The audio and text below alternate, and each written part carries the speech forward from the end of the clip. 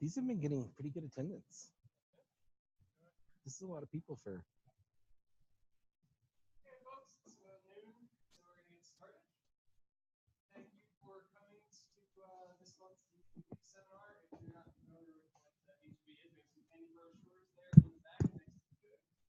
Also back there is signage. You've probably gotten emails from me before, but if you're not getting emails from me and you'd like to, that's one way to do it. So today we have Dr. Matlock, who is co-lead of our Patient and System Value Forum, along with Dr. Mark Wright, who is right back there. So Dr. Matlock is an associate professor of geriatrics. He's, in addition to his duties with HB, is the co-director of the programs for patient-centered decision and CORDS, which is not familiar with CORDS. That is the Adult and Child Consortium for Outcomes Research and Delivery Sciences. We can get an acronym for that. He is board certified in internal medicine, geriatrics, and palliative care. Research is aimed at changing and improving how patients make decisions. They focus on invasive cardiovascular technology. He's been funded by National Institutes of Health, Corey, and the American College of Cardiology to study shared decision making among older adults making decisions around invasive technologies. And recently, he's also been named director of implementation research for the Denver Veterans Affairs Geriatric Research Education and Clinical Center. And that's good. Here it is. Thanks, Kyle. Thank you all for coming. Let me make sure I got this thread. All right, so the title of my talk is Patient Decision Making T1 through T4. And I'll admit that you guys are a little bit of guinea pigs. I'd been giving a talk on decision making for a while, and we've done some new stuff, and so I needed a fresh talk. And this is actually the first time I've put these slides together. So I'll take feedback on that too. But anyway, as he said, I am an associate professor of medicine, and I co-direct the shared decision-making cohort at CORDS, which we're in the process of sort of renaming to the Program and Patient-Centered Decisions. And I'll talk a little bit later about why we're thinking about that a little bit, but the term shared decision-making carries some baggage, unfortunately. I really like the term, but it has some baggage, and we'll talk about that. So conflicts of interest. Very recently, we've been getting some research support from the American College of Cardiology Foundation to develop some decision tools for them. And then I've also had funding from the NIH, PCORI, the Hartford Foundation, and the Colorado Health Foundation. So an overview of this talk, I'm going to talk about decision making, and I'm going to break it up into 4 sections: bench science, bedside science, practice science, and policy science, really using the translational framework, because I think decision-making research can fall in all these domains, and our group, we sort of dabble in all of them. We're sort of a jack of all trades when it comes to methods, master of none, with a focus on how do we improve patient decision-making. So some things I'll talk about on the bench. I'll start with the bench science. What is the bench science of decision-making? This is really into the psychology and sociology of decision-making. I'll give you some examples of this, but before we get going, I want you to think about this statement. There's a 30% chance of rain tomorrow. Now imagine you were trying to explain what this meant to an 8-year-old. I used to give a talk to the med students on patient-centered care and risk communication. I would ask them to say out loud, and I stopped doing that because it was too embarrassing, because it's really hard to put words around this. So Gerd Gigerenzer, he's a psychologist who does a lot of health research at the Max Planck Institute in Germany. And he did this study, and he asked 750 people on the street in 5 different cities, what does this mean? And he gave them 3 options. It'll rain in 30% of the region, it will rain tomorrow for 30% of the time, or it will rain on 30% of the days like tomorrow. Well, the most common answer was the middle one. It will rain tomorrow for 30% of the time. And then a step further, they asked people to describe what it meant. And here's some quotes, and these are great. 3 out of 10 meteorologists believe it will rain. 30% means that if you look up at the sky and see 100 clouds, then 30 of them are black. It's not about time, it indicates the amount of rain that will fall. And this last one's my favorite because I think it's right. If we had 100 lives, it would rain in 30 of these tomorrow. And I think that last one's right because it kind of gets to, this is the challenge of thinking about the future, thinking about probability. There's a lot of data that, there's a lot of people who have low levels of numeracy, and you listen to how we communicate to people, and we use percentages all the time, and we're confusing people. And there's a lot of this is one of the things I like about the D2V. There's a lot of ideas. If we just had better data, we present this data to patients in a patient-tailored way, they would understand their risks and benefits better, and things would be better. And I don't think that's completely true. I think that's a good goal, and that's part of it. But how that information gets received and understood is another piece of it that we don't have a great grasp on. Here's another example. So this, in 1995, the the United Kingdom Committee on Safety of Medicines issued this warning. Oral contraception pills increase the risk of potentially life-threatening blood clots by 100%. And this is a graph from the New England Journal. If you look at the rates of abortion, and this isn't a social comment on abortion, but I think we can agree this is a fair proxy for unwanted pregnancies. You look at the rates of abortion in the UK the years after that warning, and they went way up. And so did the rates of unplanned pregnancies. And the actual increase was 1 in 7,000 to 2 in 7,000, which is indeed a 100% increase if you think about a relative risk. In absolute terms, that's a 0.014% increase. And this is a big problem. It's easy when you start seeing slides like this, but it's hard when you listen to the news and they throw out percentages to know what they're talking about sometimes. And so just to make it really simple, because if you get nothing else from this talk, I think this is an important concept for communicating numbers to patients. Imagine therapy A, where say a disease was universally fatal and 100 out of 100 people died. And then there was some therapy that lowered it to 50 out of 100. We don't see much of this today, but imagine like chemotherapy for leukemia used to be universally fatal. Now 90% of people survive. So think of something like that. That 100 out of 100 to 50 out of 100 is a relative risk reduction of 50% and an absolute risk reduction of 50%. Now, most of what I do in clinic, adjusting blood pressures or cholesterols, at best I might get 2 out of 100 to 1 out of 100 over some time period, which is also a 50% relative risk reduction, but it's a 1% absolute risk reduction. And again, it's obvious when you see it like this, but it's really hard when you listen to the news. Even for me sometimes, I have to kind of think through what they're talking about. And so what's wrong? It's this psychological construct of denominator neglect. It's well known that people neglect the denominator. Humans think relative risks are absolute risks. So we hear 50%, and our brains automatically put 100 underneath that. And so we think, oh, if 100 people had this, 50 lives would be saved. And that's incorrect. It depends on what that denominator is. And you see, if you look at the literature, there's some data on this too, that benefits are often framed in relative risks and harms are often framed in absolute risks. And the journals, especially the big journals, are now better aware of this. But there was an article that reviewed New England Journal, JAMA, Lancet, and some of the major journals and looked at how much this happened. And in the 90s, this was happening all the time. And you think about it, oh, there's a 20% reduction in stroke from this blood pressure medicine and a 1% increase in major bleeding or something like that. And what they're doing is they're comparing an apple and an orange, and it's for influence to try and make their therapy sound more beneficial than maybe it is. So this mismatch framing can be a problem. We don't need to get into this trial too much, some of the slides that I've changed. I don't want to get too much into the details of medicine, but this is the SCUDHEF trial. This is a New England Journal trial. I've done a lot of research in implanted defibrillators, a little pacemaker size thing that shocks your heart to bring you back to life. And this was the big trial in the New England Journal that proved that this was beneficial. This trial led to Medicare covering this. They were concerned about the cost of these things. And if you look here, I hope this has a pointer, a little one, there's about a 7% absolute risk reduction over 5 years. And if you tell people there's a 7% benefit, or if you do a relative risk, it's about a 23% benefit. And that's what the industry materials that showed up in my mailbox said. There's a 23% benefit of this therapy.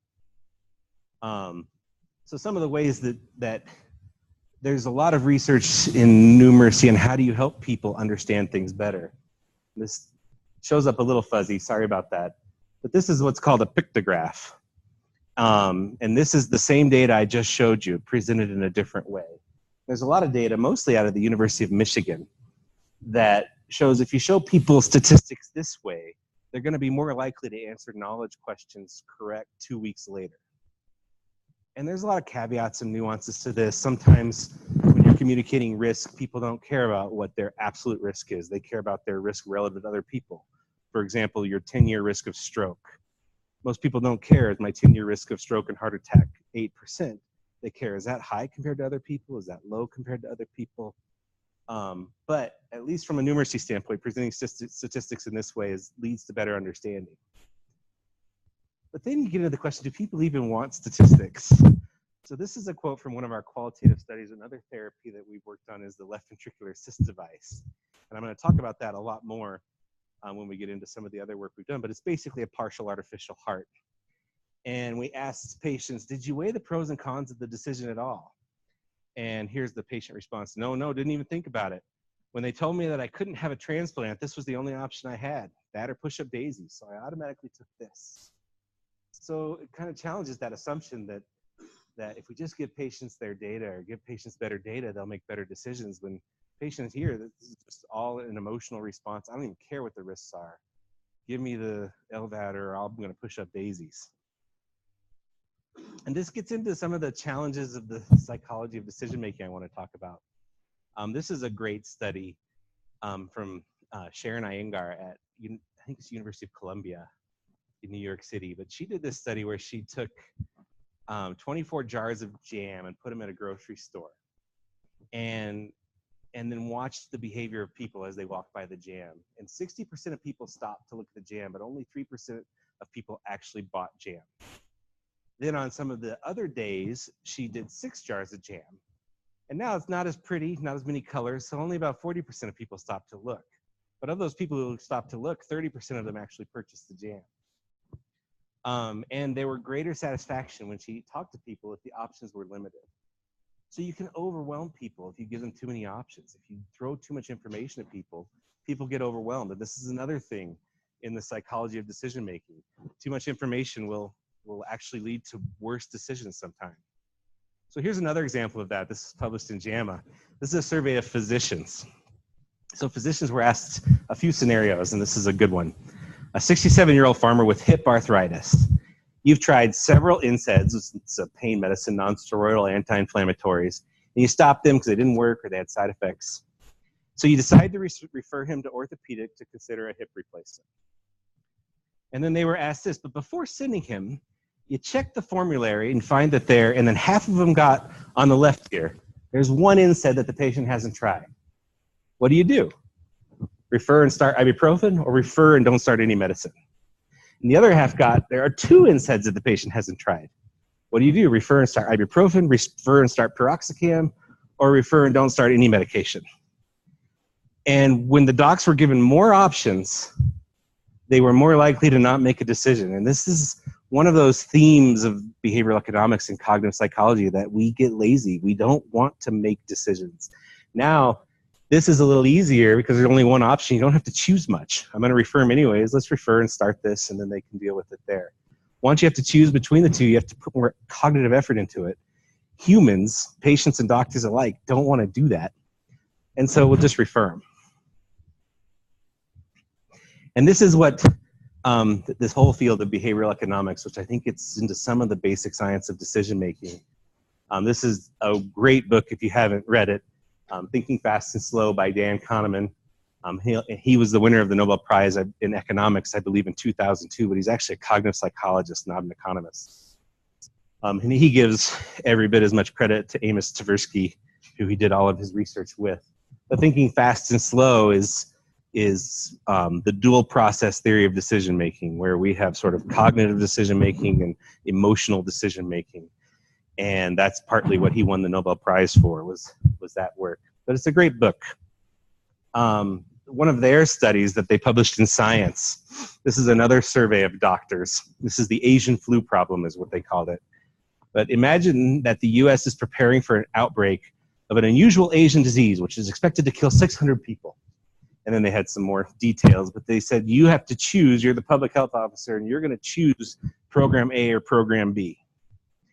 And half the docs got the top choice, where program A is 200 people will be saved. Program B, there is a 1/3 probability that 600 people will be saved, and a 2/3 probability that no people will be saved. And then the other half got the bottom. Program A, 400 people will die. Program B, there's a 1/3 probability that nobody will die, and a 2/3 probability that 600 people will die. So from an old economic theory expected utility standpoint, these are all identical. There are conservative options and risky options, where you're taking a gamble or you're taking the conservative option. And then they're framed differently. This is framed around gains or saving people. This is framed around losses or people dying. And here's how docs responded. When they were presented with gains, 72% of them chose the conservative option. When they were presented with losses, 78% of them chose the risky option. And this is prospect theory. This is another reason Kahneman won the Nobel Prize, because this is not expected utility theory economics. And this is, so basically when you hear loss aversion, when people are faced with gains, we're loss averse, we're risk averse. And that is what you see in the top. When we're faced with losses, we're risk seeking. And this has been shown over and over, shown with insurance, why we buy a $100 VCR and then Best Buy sells us this $15 insurance for a year. You're basically saying this has a 15% chance of failing in the next year. I mean, why you don't just insure that yourself and save the $15? I have no idea, but it's because you just gained a VCR. So now you're conservative, so you spend $15 more to make sure you don't lose it. And that's actually the highest profit margin thing for Best Buy. And it comes from this kind of thinking. So when we surveyed LVAD patients, we kind of found that they really fell out into these two groups, where half of them wanted to know all the data, wanted to really dig into the decision, and half of them were just so scared they didn't care. And actually all of them, there was a lot of fear. So I end with sort of a little data on fear. So we categorized people, which you don't normally do in qualitative studies, but there was such a clear difference. We said some of these are reflective, some of them are automatic decision makers, and there were a few in the middle that we had a hard time categorizing. But this was a reflective quote. And we asked, would you ever turn the LVAD off? And the reflective person said something along the line, I don't know if the pump would keep me alive, and even if it does, I'm not sure it would be worth living, because I'm not one of those persons who is going to claw and hold on to the wall and stay alive. I have absolutely no fear of death. And this is a person who decided not to get the LVAD. Versus the automatic person, when we asked, would you turn it off? Well, unless somebody shoots me, and I'm bleeding to death, and nobody's coming to help. Other than that, I don't intend to turn it off at any time. That's very much an emotional response to, would you ever turn your LVAD off? And I went to a psychology course a pre-course at the Society of Medical Decision Making a few years ago. It was taught by a psychologist. And he ended the course saying the two cutting edge areas in the basic science of decision making are the neurobiology of decision making, what's going on in the neurologic pathways, which I didn't present any of that here. And then how does your emotion influence your decision? We see patients who are in highly emotional context in the hospital, and we ask them to make these very cognitive decisions. And we don't really understand what we're doing there. And I think there's a lot of work to be done. So let me switch to some of the work we're doing on just sort of clinical research. We do a lot of work in shared decision making and decision aids. Here's a cartoon. I always worry, and this is, I think, part of the problem with the term shared decision making, is people assume that it's throw things at the patient and let them make their decision. And even though that's not the way I think of it at all, I really like the term shared decision making, sharing between clinicians and patients. There are people who believe that that's kind of what the practice has turned into. I don't think this is good decision making at all. My favorite definition of shared decision making comes from the early 80s, from this book Tuck It, A Meeting Between Experts. They actually said a meeting between two experts, but I was presenting at a conference and there was a nurse in the audience. Why is it just two? Why can't there be more than two? And she's absolutely right. There's a lot of experts that come together. You have a patient who's an expert in themselves, and clinicians who are supposed to be experts in the clinical medicine. Bring these two together, then you're having true shared decision making. If you go too far on one end, we're familiar with this, the doc telling the patient what to do, that's paternalism. You go too far on the other end, like the last slide, that's just consumerism. And Timothy Quill wrote a nice article in Annals calling that patient abandonment. Just throwing the patient into a decision, you tell me what you want. That's not actually sharing a decision with a patient at all in the way that I think of shared decision making. So let me talk a little bit about decision aids, because I like decision aids a lot. And we make a lot of decision aids. But I think they aren't the answer to all of this. I think there's a lot of things that need to happen. I think communication skills and other things. Decision aids are a nice entree for starting these conversations, but really decision aids are to support a conversation between a doctor and a patient. Sharing a decision is a conversation first. Decision aids are just tools to try and get that to happen better. But we follow the International Patient Decision Aid Standards when we develop these tools, which there's a lot of boxes to check if you follow these standards, but just to simplify them, you're supposed to provide information about options, present probabilities in an unbiased and understandable way, provide methods for clarifying values, and that's one of the things that's also a little bit understudied. How do you help patients clarify values? But it's also one of the things that separates a decision aid from a information pamphlet. You're not just giving them information, you're also then helping them think through what's right for them. And then some guidance on how to deliberate and communicate about your decision. Do decision aids work? There's a Cochrane review of 130 decision aids, and they work in these efficacy trials. They improve knowledge, they improve value treatment concordance, they improve doctor-patient communication when it's looked at, they improve patients' involvement in the decision, which is actually kind of an interesting one. A question I often get is, what about the passive patient? The patient says, "Doc, I want you to make the decision." Well, I think that, at least for some patients, that's a state, not a trait. Because in the Cochrane review, people become less passive as they were when they were randomized to the intervention arms of these decision aid trials. So something about understanding the decision better makes you more comfortable being involved with the decision, at least for some people. That number went from like 25% passive to like 13% passive in the intervention arm. Improved satisfaction, lowered decision conflict, lowered decision regret, and lowered the proportion undecided. And so it kind of makes sense. These things, you make a nicely designed document, you design it for a patient level, and patients understand it better. And you do a little efficacy trial, and it works. And so I'll show you what our group has been focused on: cardiac procedures and advanced heart failure for a while. One of my close colleagues, Larry Allen, and I worked together on these things. For the cardiac procedures, this is where I said I took some conflict with the American College of Cardiology Foundation. That took me a while to think about, because in the decision aid world, ideally you want no conflicts of interest. But I also am interested in implementation, which we'll get to in T3. And if I'm not working with some of these societies, at least, how am I going to get these tools out to the community? So we decided to work with them. So we have a TAVR tool, what's a transcutaneous aortic valve, a Watchman device tool for preventing strokes with AFib, new medicine that we're actually looking at. How do you use cost in a decision aid, because this medicine's a good medicine, except it's really expensive. So that's the downside of it, and that's the pro and con that we're trading off in that decision aid. In the advanced heart failure, I'll get into our LVAD tool here in a bit. Carmen Lewis, who co-directs the program Patient-Centered Decisions with me, she's in general medicine, has done work in colon cancer screening for years. She's leading one of the D2V projects to try and implement her colon cancer decision aid into the electronic medical record, which Suzanne's helping us out with. And then Channing Tate is another one of our research assistants. She's getting her PhD in health and behavior science and has been interested in hospice disparities. So it's been a nice person to have, because it's been a win-win where we've been wanting to do some work in hospice decision making. It helps support her dissertation, helps support the work we want to do. So these are the big domains we've been into, but we're happy to work with anybody. Amy Betts in the emergency medicine is looking at making decision aids for people in the ER who are suicidal, who've been deemed safe to go home, and who own guns, and then have a decision aid about what can you do to safely store your guns.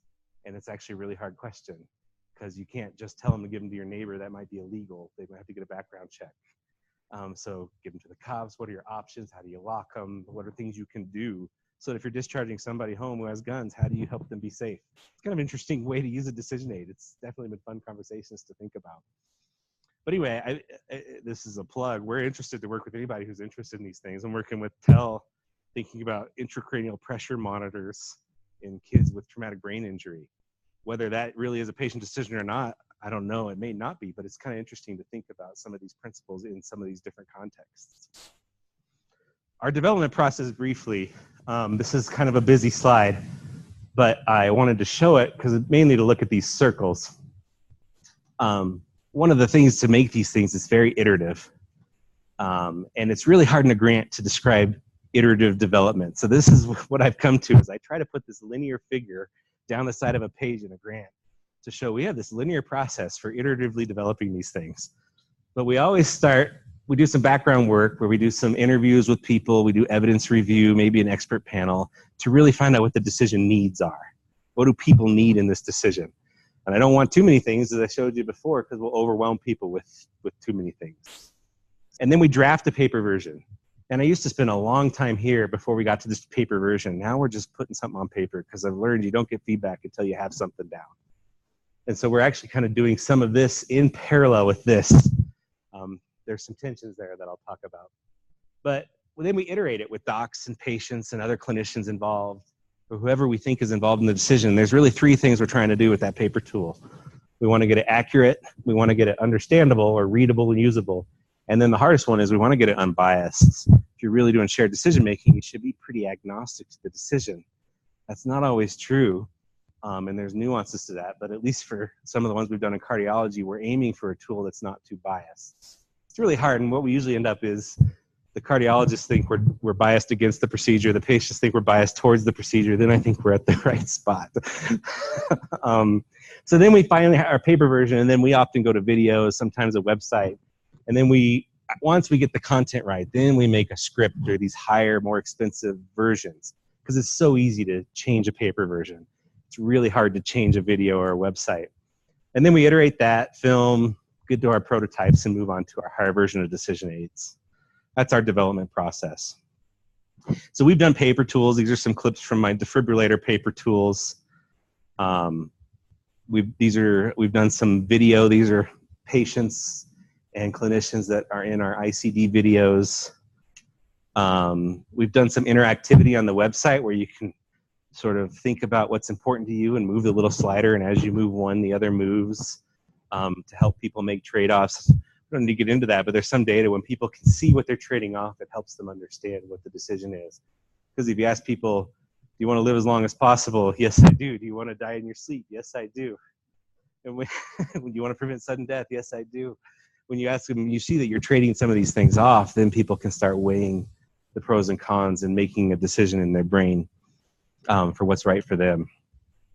I want to spend a little time in the LVAD, because when I get to the T3 section, our implementation work, I'm going to talk about our LVAD. So just want to get you up to speed on this decision a little bit, just to talk about some of the science. But the left ventricular assist device is a device for patients with advanced heart failure. This is our first page. And you can see our website there. We've made a decision, even while we're studying these things, to make them available to people. That was a debate, and we talked with a lot of people in the field about that. Kind of felt like they were harmless enough that we could put them out there and people could use them. Even if we find that they're not effective or efficacious, we're probably still not hurting people by putting an intervention out that's still unstudied. So we put them out there. This is an LVAD. An LVAD is a little pump that's implanted in your body, and it sucks blood from the left ventricle, pushes it into the aorta, pumps it through the body. You have a wire that comes out of your body and attaches to a battery pack. So you're connecting a sterile cavity to the unsterile world. This battery pack's about 8 pounds, and at nighttime you can plug yourself into the wall, but you always have to have some sort of electricity here. And then it gives you more cardiac output. Yeah, and this is what it looks like again. There it is. This is a picture from our tool. You can see how these batteries are like a big vest that people wear.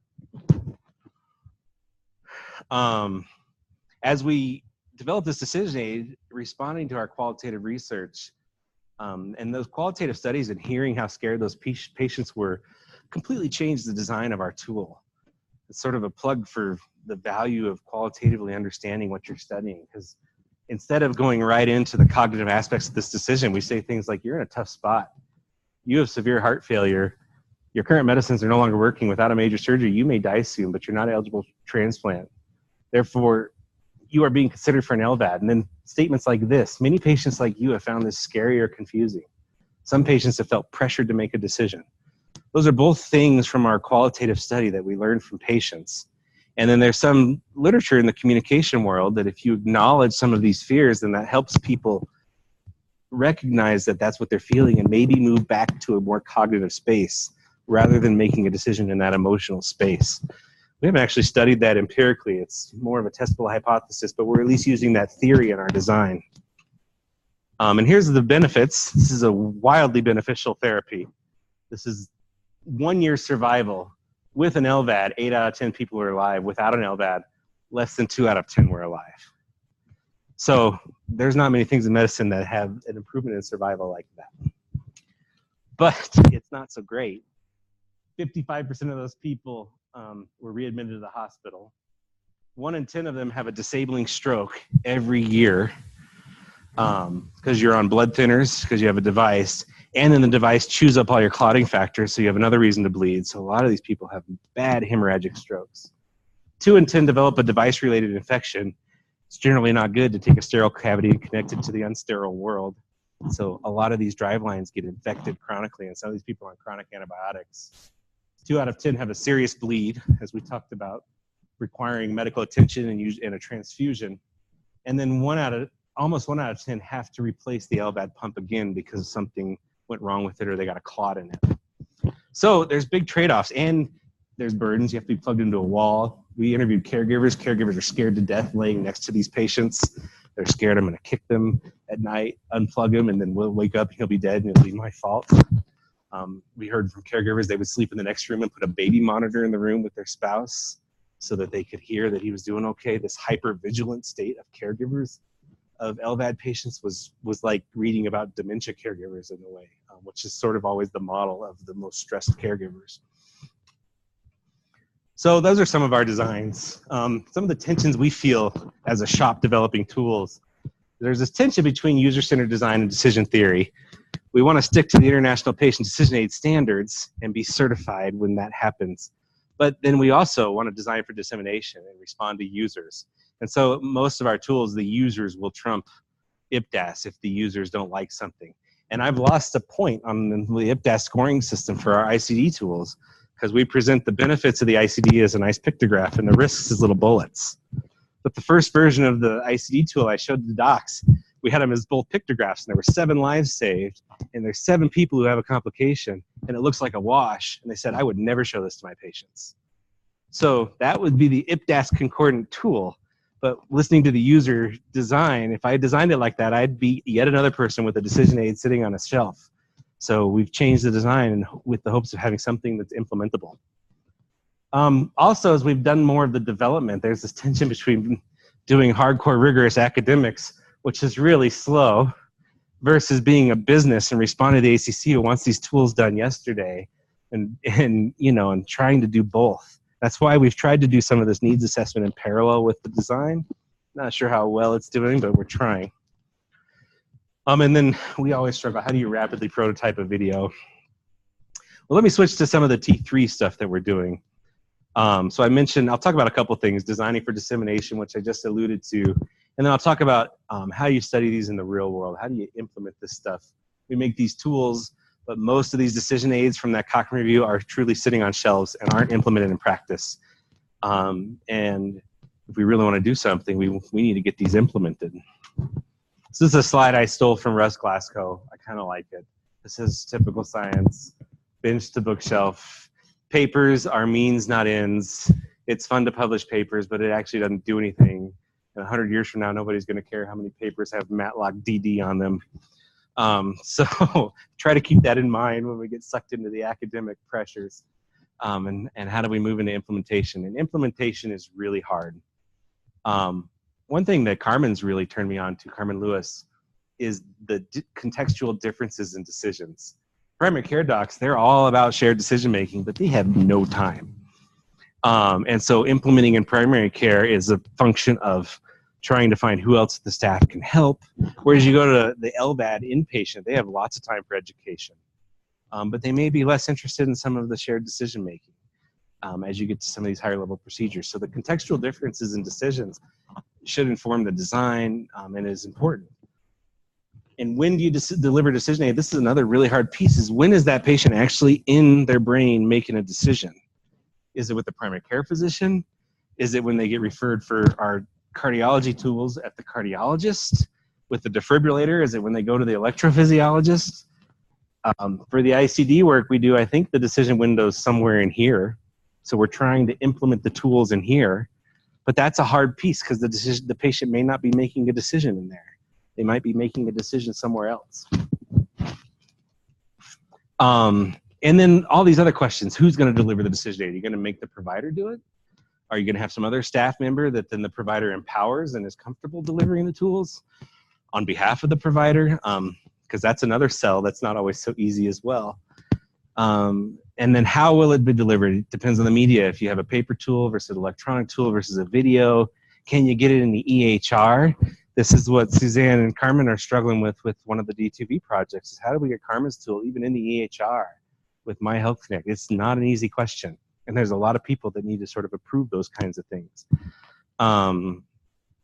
So the implementation in the real world is really hard.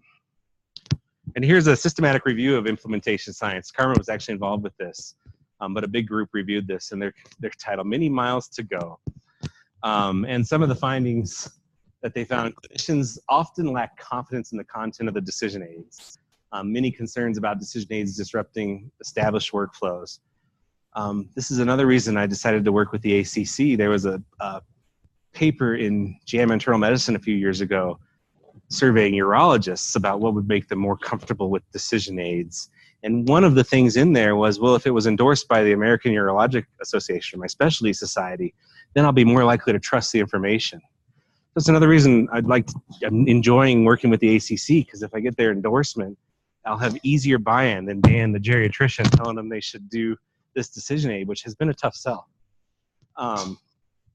And some of their conclusions: too early to make firm recommendations about how best to implement decision aids. So it's an unknown question on how we do this. Lack of incentives that reward the use of these interventions needs to be considered as a significant impediment. That's how they ended their abstract. So I mentioned designing for context, and breaking the rules of IPDAS in order to get something implementable. Here's a few of those things. So I already talked about how we addressed emotion. It's get the LVAD or push-up daisies. We got to talk to that patient and help that patient get into a place where they can think about this major decision they're about to make. Patient narratives. We've made a decision to use patient narratives in our decision aids. And there's a lot of data that a narrative from a human is a heavily influential thing to put in a decision aid. So are we coercing people one way or the other by including a narrative? And we might be, and some people have criticized that too, although this one's more of a debate. There's a difference between outcome narratives and process narratives. So process narrative: here's why I made the decision. I went in and I decided to get it, and these are the things I was weighing. Outcome narrative: and it was the best thing I've done. Everybody should do this. So when we film people, we really try to avoid those outcome narratives. And if somebody we're interviewing and says an outcome narrative, we'll refilm them and ask them, can you say that again? We really liked it, but just don't mention that last part, or put a pause in there so we can play with it, because we don't want to put those outcome narratives in the decision tools. And then the other piece, yeah, these narratives are influential, but if we don't include narratives, people find narratives. People can find narratives anywhere they want, and those are often from industry, and they're very rosy. And you can find a YouTube video of someone with an LVAD doing pull-ups who is really buff. And that is not the reality of these things. So if we don't include narratives, we don't control the narrative. So again, this is designing for the implementation. And then the contextual piece. We have a 26-minute video where some people said you could never do that. But when we showed it to patients in the ICU, they said, I wish it was longer, and I wish you had more patients in there for me to hear from, because I really liked hearing those different perspectives. So it's designing for that, designing for dissemination, really. So a little bit more. I showed you what the LVAD was. This is the thing that Vice President Cheney had that kept him alive for a couple of years before he got his artificial heart, or his heart transplant. This is the current basic version of the artificial heart. These seem like a rare thing, but they are now more common than transplants. They were originally developed as a bridge to transplant, but now they're developed as destination therapy. The oldest person in the country to get one of these things is 88. They're about $300,000 in the first year. They're one of the highest profit margin procedures for the hospital, according to one of my heart failure colleagues. And they're just continuing to grow. They're trying to do a study of people early in their course in heart failure. And they're having some trouble with enrollment because sites don't want to enroll those patients. But you can see the industry wanting to push in. It's that indication creep wanting to get more people. So this is becoming a bit of a big deal. And here's an ad from one of the device companies. The end of the line with medical therapy doesn't mean an end-of-life discussion with your patients. I like to show this just because I hate it so much. I think the end of the line with medical therapy is a beautiful time to have an end-of-life discussion with your patient. And it may mean that you choose to get an LVAD, but it doesn't mean you run away from a conversation. Again, not shared decision-making. And just a quick plug for Matt Winia's, have people seen Matt Winia's podcast, Hard Call, that he's been advertising? His second case, he actually used an LVAD patient that Larry Allen and Colleen McElvin and my colleagues were involved with, of a patient who had an LVAD, wanted to turn it off, and the doc wouldn't let him. And all kinds of ethical issues arise. But I've been listening to these podcasts, and they're pretty fun. But anyway, he's involved with D2V. If you haven't seen these, I'd recommend going and listening to some of them. It's good for driving home and cheering yourself up. So this is our PCORI trial where we tried to implement these decision aids. And I'll go through this pretty quick because I want to leave a little bit of time for questions. But this is we call it the Decide LVAD trial. And our goal was to understand the effectiveness and implementation of the shared decision-making intervention. We had done a small pilot, but we made an argument. There's a Cochrane review. In efficacy trials, these things always work. Can we just move on to trying to get this done in the real world? And they agreed, and they let us. And so our key considerations, we wanted something for the real world setting. Each of these sites only do 25 to 50 of these per year, at least at the time we started the trial 4 years ago. We could only afford about 6 sites. We needed some sort of randomization to get to effectiveness. And this intervention, it's a dyad. It's not just a patient intervention. Again, if you're doing shared decision-making, it's bringing the doc and the patient together. So you got to intervene on both somehow. So you have diffusion effects. We thought about a classic patient-level randomization, but again, diffusion effects are a problem. We thought about a cluster randomization, but then we only have 3 sites with the intervention, 3 sites without, so we lose a lot of implementation data. And a 6-site cluster trial has some statistical problems too. One aberrant site, and our whole question is blown apart. So we did a step wedge cluster randomized trial, and having done this, and we're just finishing our 6-month follow-up now, so we're just starting to look at the data. This is also a really hard design, and there's challenges here. But this step wedge design, you don't randomize to intervention to control, you randomize when sites get the intervention. So one site gets the intervention at 4 months, then 2 other random sites got it at 8 months, 2 more at 12, and 2 more at 16. And so it's kind of a way to control, it's a pre-post trial effectively at each site, but it's kind of a way to control for some of those underlying secular trends by randomizing the rollout. That's not completely true. As we're starting to look at our data, there's still challenges, and one site was in the control a long time and they're the highest rate of the LVAD, so some of our comparisons are tough. But more to come on this. I wish I could show you some of the data. Larry's going to present it as a late breaker at the American Heart Association. So it's pretty exciting stuff, but I really can't show it. So we use the RE-AIM framework to evaluate this. This is Russ Glasgow's implementation framework, where you evaluate the reach of the intervention, how many eligible patients got it, how effective was it, did the key people adopt the intervention, how did they implement it, how consistently was that done, and how was the maintenance of that. Like when the trial's done, we're just now looking at maintenance. We're not paying them to do this anymore, and we're going to go look at the sites now and ask them, are you still using it?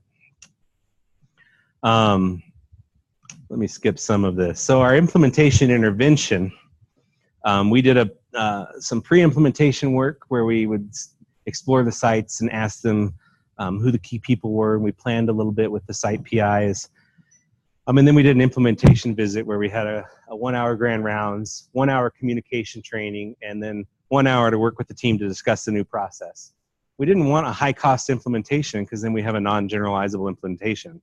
That's another trade-off in an implementation science grant. And then we provided a little bit of ongoing support for the sites. We had monthly calls. As Megan will tell you in some of our qualitative work, we probably didn't do enough communication support at the sites because there's a lot of variation even within the sites on how they interpreted the intervention and how they used it. And then we had a follow-up visit as well. For the communication training, we didn't want it just to be about a decision aid. So we went through 4 communication tips. How do you introduce the LVAD? How do you frame the options so you're not getting into those framing effects we talked about at the beginning? How do you respond to emotions? How do you provide recommendations? And we did little cartoons. And the sites received these pretty well. Just little 1 minute, here's what bad communication looks like. 1 minute, here's what good communication looks like. Let's talk about it. I don't know how effective that was, but it was fun.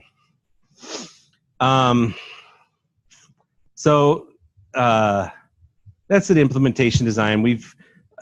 This is a picture Colleen took.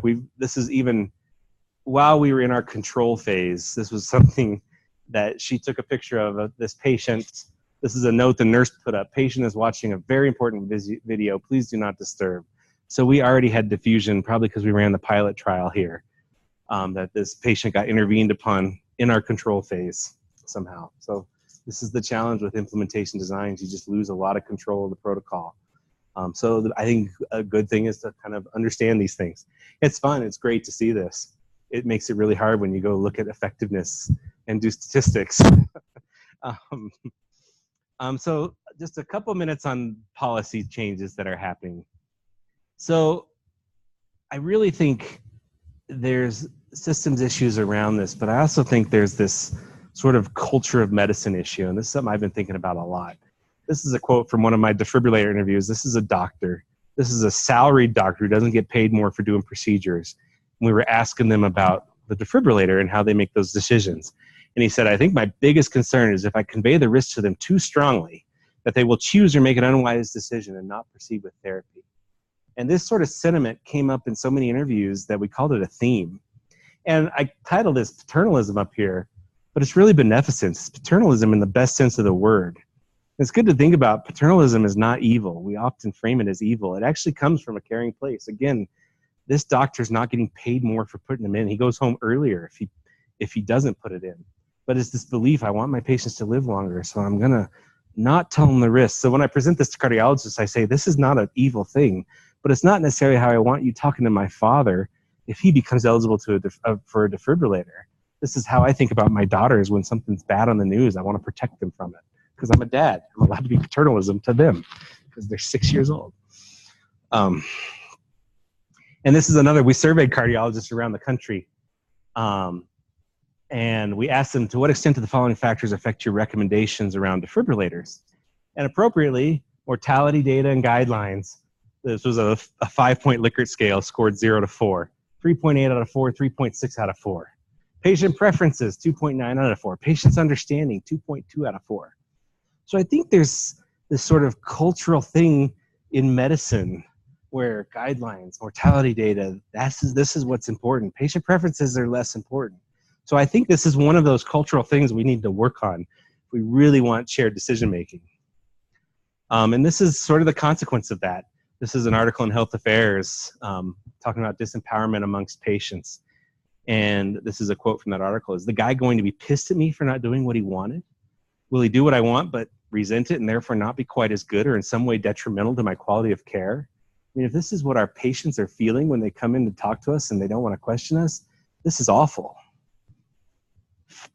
So this was a cover of the BMJ, Let the Patient Revolution Begin. And when I first saw this, I was really excited about it.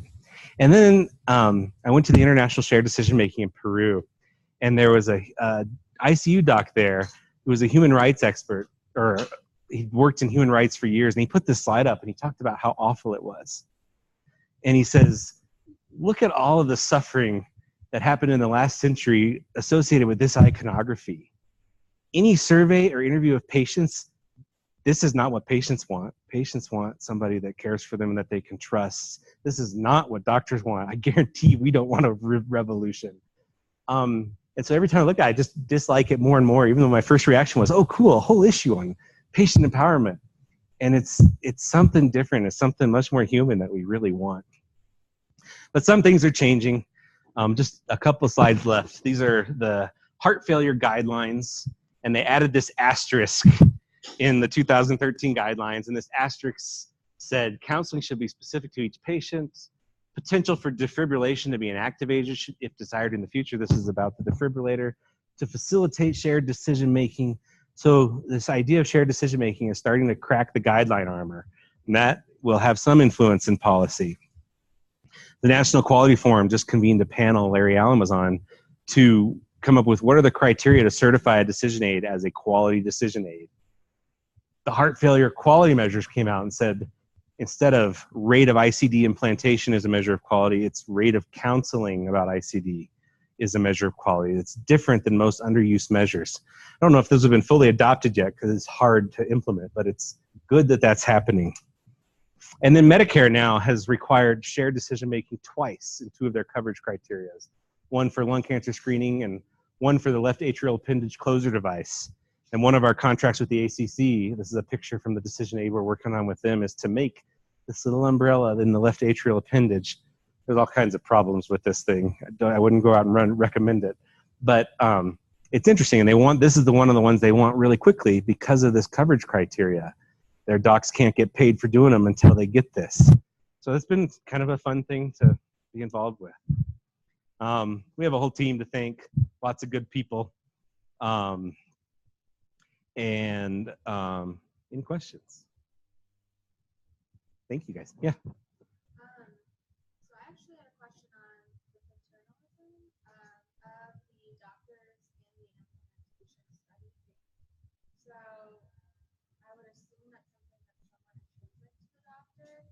So how do you, is there enough doctors in the study that you don't need to worry about that? Is that something you measure? Do you train them to, administer the tools in a certain way? Yeah, no, that's a very good question. Brian, who's the new project manager for our Decide ICD, we're trying to measure this in the next ICD trial is what is the per patient doctor's belief per patient around shared decision making. Is their role to convince them to get it or not? In the LVAD trial, LVADs are sort of interesting. The docs were very warm to the shared decision making, and I think it's because these heart failure docs see the benefits and they see the downsides. And so they kind of felt the need to make sure their patients were really well informed. There was one instance where a patient saw the video, decided not to get the device, and one of the docs there was very concerned, should we even continue this trial? But that got worked through in their process there. So, because maybe the video is coercing people away from the device. It's just scaring them when they could live longer if they got the device. So you talked about you're not concerned about that in the LVAD trial as much to the extent they kind of seem on the same page. Is that something you found out in your initial questioning? No, I was kind of expecting a couple of the sites to explode because of it, and I was part of me was kind of wanting to see that because I know it's out there. But I think the LVAD's a really unique context where they're more open to shared decision-making because of the big trade-offs. I think in the ICD trial that we're going to do, we're going to see some of that. And we're going to study it pretty closely. I think it's a very good question. Go ahead. Another part of it is to the decision is given by LVAD coordinator, someone who doesn't have that knowledge. Yeah.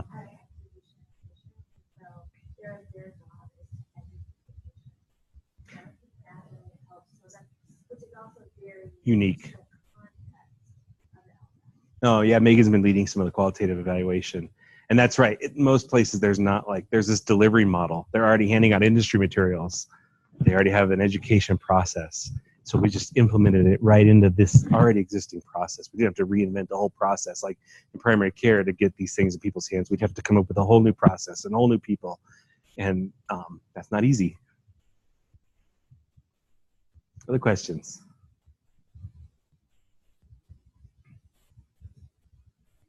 All right, well, thanks, everybody.